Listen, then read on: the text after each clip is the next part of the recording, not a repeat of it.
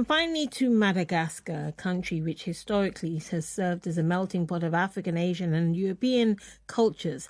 And Emile Rakoton Durazaka, known simply as Ramili, documented the country's history from the independence era, celebrating Malagasy life through photos.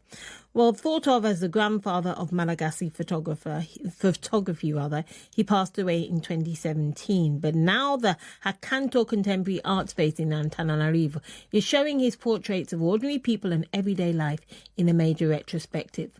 Journalist Jim Stenman visited the gallery and spoke to the curator, Joel Adriano Mierisoa.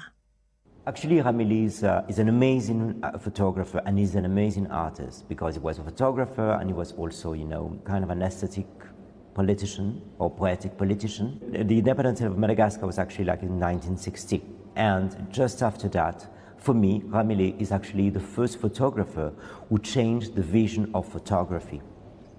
I understand that life in Madagascar prior to this had mainly been captured through imperial photography, which was often used as a tool to justify colonialism, promoting empire, and a sense of European superiority. I guess it would be fair to say then that Ramili's work, which captured everyday moments and people, marked a pretty big change from the past. We were on this kind of very old colonial French vision of photography, and he did this jump, doing something different, a new vision. He was traveling around Madagascar, working and collaborating with different companies from here. Some of them are like super famous. Also collaborating, with some politicians also, for the campaign, shooting, some weddings, some funerals, and also the everyday life in Madagascar. And it is among Hakanto's most complex shows so far. And the seeds for it, I understand, were planted many years before the idea to start the studio itself. I had the desire to build actually this show since 15 years, because I'm fascinated by Ramili, and it's his first monography. Unfortunately, he died in 2017. So we are very proud of this show because it's very complete. It's one of our first historical show, almost like 50 images. We reproduce actually his studio. We have all of his archives and all of his connection, with the artistic scene of Madagascar.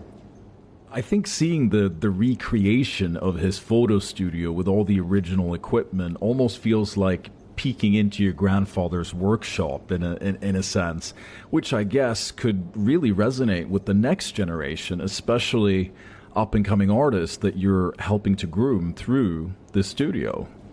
Hakanto is a project for contemporary and young contemporary artists. But sometimes it's also nice, to jump, to go back on the past, like this show, and to reveal, some people that we forgot, from the past, and maybe also thinking about the future later, that what can we give to Madagascar, from art.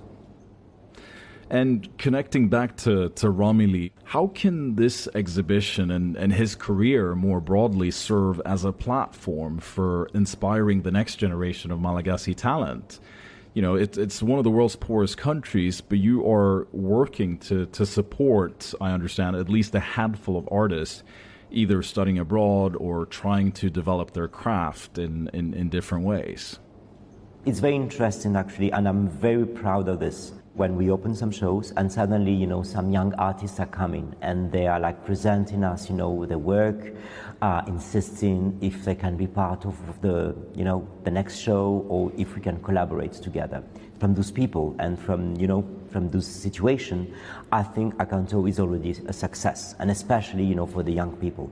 Of course, our art scene is very small and it's not totally well organized, but they can exhibit. There is a platform where they can express, themselves.